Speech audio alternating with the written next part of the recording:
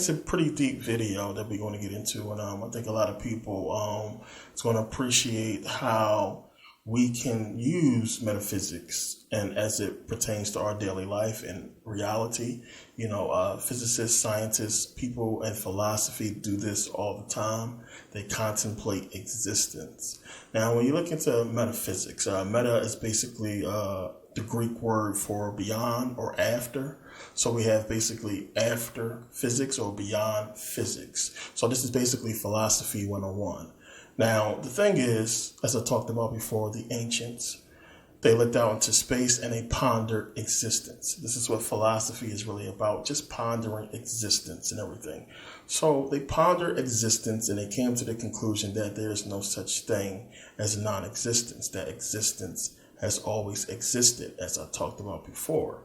Now, the thing is, when you ask people, what do they think about non-existence? What is non-existence? And, most people won't have an answer for that. Most people think of non-existence as basically nothingness or nothing. But, the whole thing, what is nothingness? What is, nothing? And, when you open your eyes, when you got your eyes open, you look out into the world and you see material, you see things. And when you close your eyes, you see darkness, you see nothing. And most people will, point to the darkness of, nothingness and say this is nothing. Or the darkness when you close your eyes and say, well, nothingness is darkness. So we have to really realize that darkness is still something. Our brains can't really comprehend nothingness, especially while we are existing. So, your consciousness can't perceive nothing in a reality where you exist, because anything that you perceive is still actually going to be something, if you understand what I'm saying. But, getting back into the perception of nothingness, and philosophers have come to the conclusion that it is consciousness that basically is the reason why we can't perceive nothingness, as I explained. Because as long as there is a consciousness that exists that is trying to perceive nothingness, then whatever that consciousness perceives as nothingness is still something. If you really want to dig into it and think about it, nothingness would be not perceiving consciousness. That would be not perceiving nothingness, So nothingness would be not trying to perceive nothingness at all, to just do nothing. But you can't not perceive nothingness in a world or in an existence where you exist. So, it's really a mind, a mind job when you really get into nothingness. So they came to the conclusion that, as long as there's a consciousness to contemplate nothingness, then, there is no such thing as nothingness. Whatever that consciousness try to perceive is still something. But then this calls into question, existence itself, the perception of existence. Does existence exist because there is a consciousness to perceive it? Or is existence a prerequisite of consciousness? So, in philosophy, it's, existence is primary and consciousness is secondary. Why? And the whole thing is, you got to remember, what is consciousness? What does your consciousness do? It perceives. Consciousness perceives reality. It perceives the materials around you. So consciousness needs existence to exist in order to have something to perceive. So there can be really no consciousness without something existing for consciousness to perceive. So consciousness has to perceive something in order for itself to exist. And I understand it's going to get a little confusing. You might want to rewind and really think about it. But it's simple philosophy when you get into it. And, these things are really the building blocks for understanding life and reality. And when you understand these things, these are some of the things that's really going to help you in meditation, as far as understanding how the perception of reality works, understanding how consciousness works, as far as manifesting reality. And this is what we're going to get into later, when you understand how the powers that be are basically using our consciousness against us and getting us to perceive a reality that fits them and not us. So now we have existence, then we have consciousness. What are we missing? We are missing energy and then matter. So now, a lot of times we always say that we are really energetic beings. That a lot of people, when they think about the soul or the spirit, they think about, this energetic body or this spirit body. But when you really examine it, we are not really energetic beings. We are conscious beings. It is consciousness that brings about energy. So there's a conscious thought before you react, before you make a move. You have consciousness first and then movement. We call it thought. So there's a thought first, and then there's actual physical movement. But, that is really consciousness making the conscious move, or your subconscious that triggers a reaction, or, we call it a reaction or a reflex when we move and we're not consciously trying to move. Somebody throws something at you, your subconscious will try to block it or catch it. So that's a conscious thought that happens first, and then there's actual energy that causes movement. Now remember, in a DVD I put out on meditation, we talked about this. When a person is stimulated sexually, what happens? There's a thought first. And from the thought, you have electrical signals that basically reaches the hippocampus and travels down the choroid plexus, those little fibers that's on the hippocampus, down to the fornix. And it's the fornix that sends the energy down your spine to the sacral nerve. And it's from the sacral nerve that you get stimulation, and it causes you to become aroused. So you have consciousness first, then energy, which powers movement. So basically, energy is basically used by consciousness.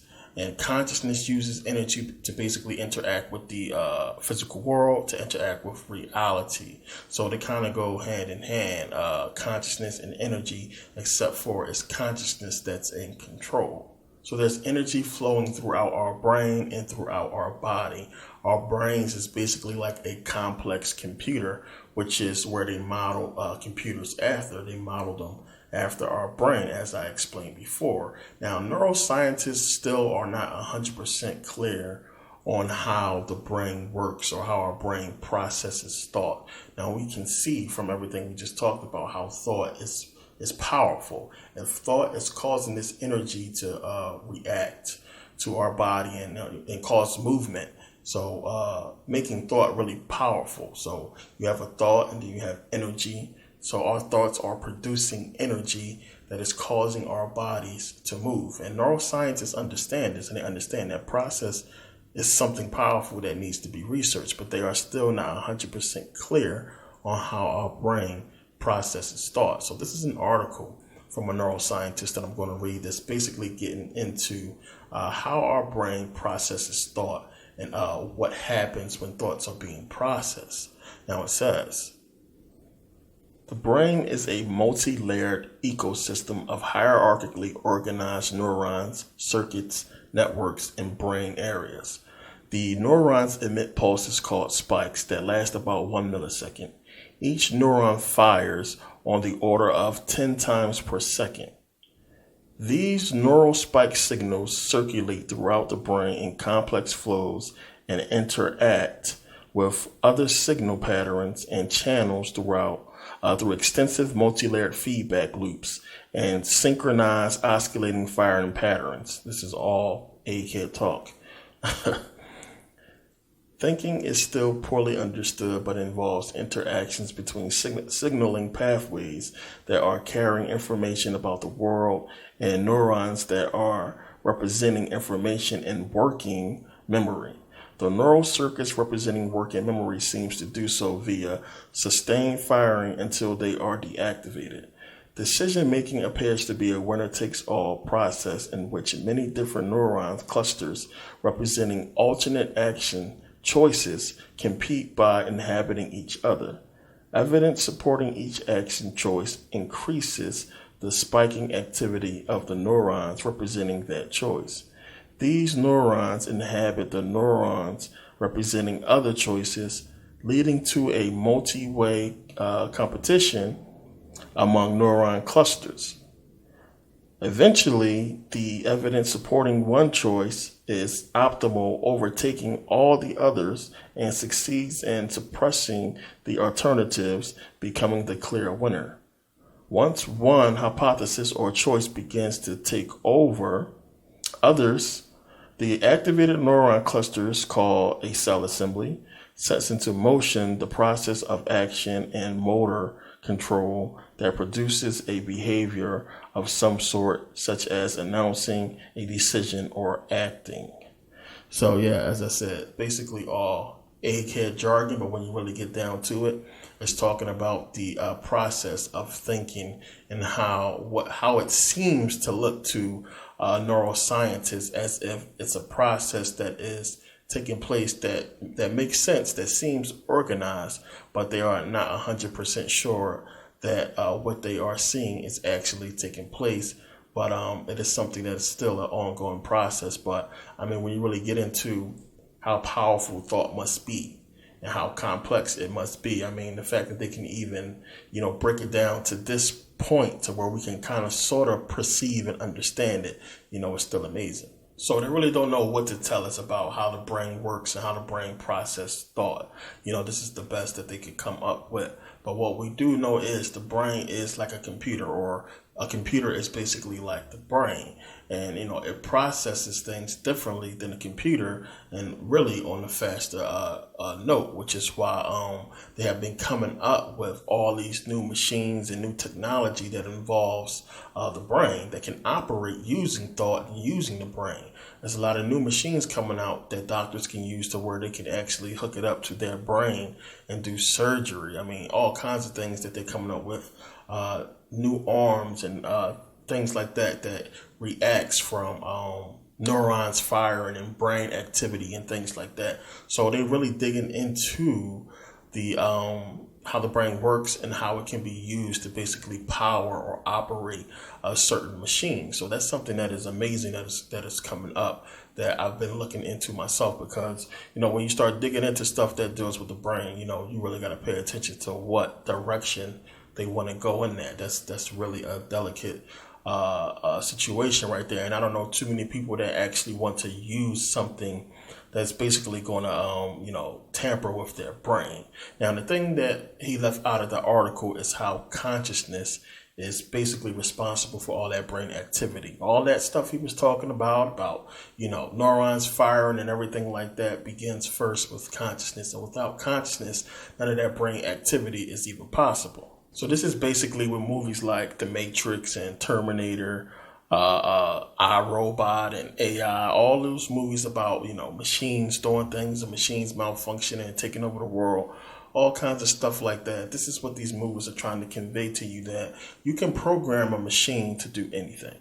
You can program a machine to do a lot of stuff. But if something happens, the machine does not have consciousness to repair it, to fix it, to really take over and inject rational thought into these machines and to get them to interact with reality. So since consciousness deals with reality and the things around you, you can only program a machine to deal with the programming. So, machines operate off programming and variables, things like that. Whereas consciousness, we can adapt and we can act accordingly based on, our reality and our surroundings. So when you look at a lot of these movies where you have, robots deciding that humans are a danger to themselves, they don't understand how reality works and how, our consciousness can deal with the reality that we live in, because we basically created it. So machines can do a lot.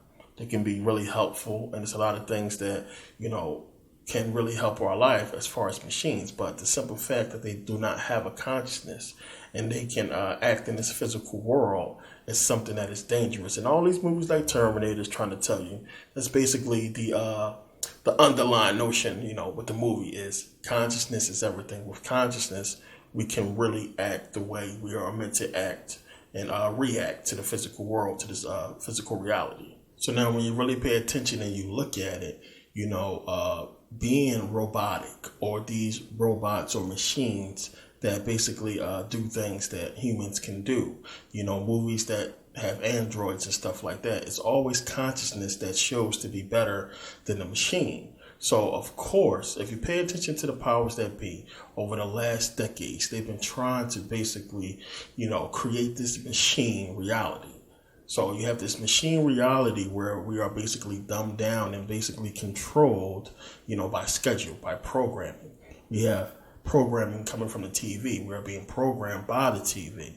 We are being programmed by music and the radio. So they have been trying to turn us into this machine-like person and to basically grow up in this machine-like reality where everything is, based upon a schedule or time. You got to be to school at a certain time. You got to be home at a certain time, work at a certain time. Classes start at these specific times and dates, and we celebrate the same holidays every year and things like that. These are all machine-like behaviors that's based on programming. So then when you step back and look at it, they want us to be on this machine-like programming schedule while they have all the knowledge and consciousness that really matters in physical reality. And then we just, consume by, buy, entertainment, sex. And this basically drives our reality instead of what we are, supposed to be here for or put here for. Meanwhile, they get to control all that knowledge and control the power or the consciousness that really runs the reality, which is basically us. So when you really pay attention, they are using our consciousness to shape our reality and at the same time turning us into these robotic-like, people that is not really interacting and reacting with real reality. And that's deep, and it's really deeper than people understand. But when you really look at it, we are interacting with this phony reality. It's made up. We made it up. They put the information in us to make it up. And it's basically based off nothing. If you strip away everything, all the components. And in quantum physics, they have this thing when they believe that consciousness basically created all matter. This is in quantum physics. So if you strip down this computer down to every single component, you will realize that every component in this computer had to be thought of first before it was created.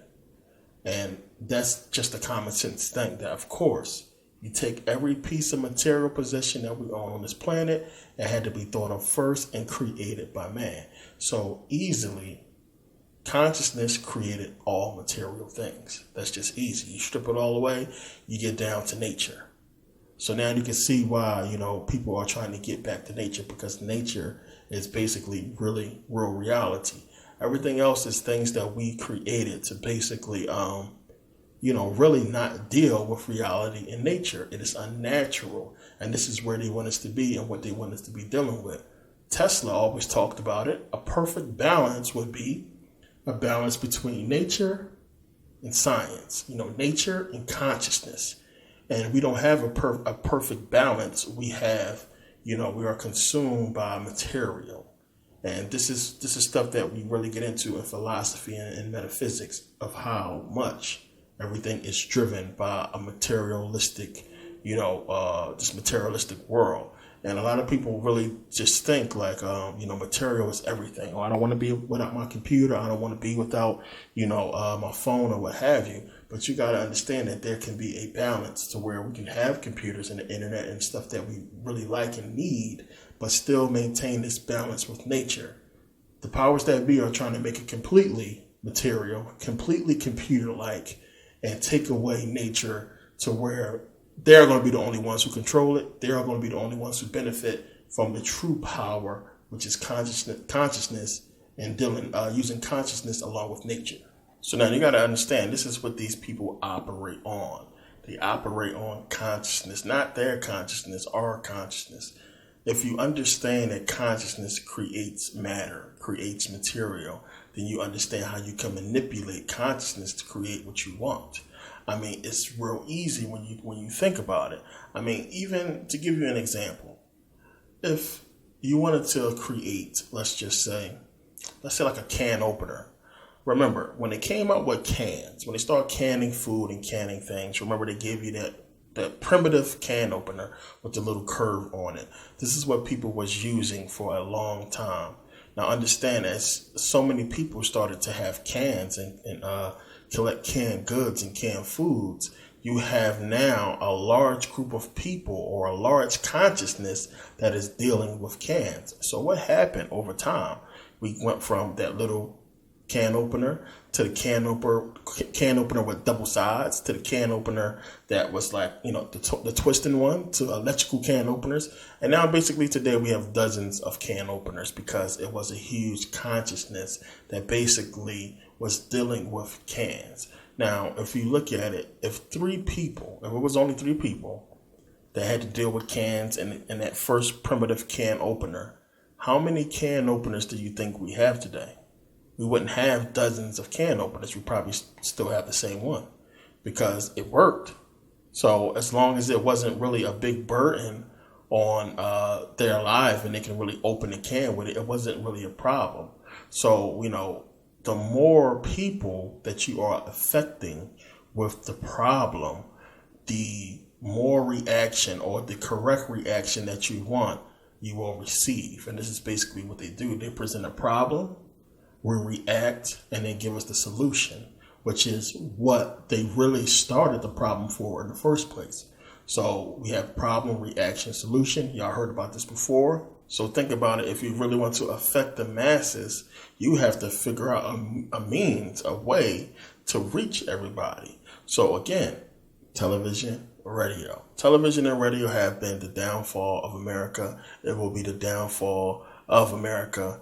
And it will cause, this World War III and a whole new world order. All this, stuff that we're talking about, prophecy or what have you, whatever you want to call it, is going to be because of television and radio and now the internet. This is what's going to bring it about, because now, just using the whole scenario I just gave you, they have access to the minds and masses of almost the entire planet, and it can affect us.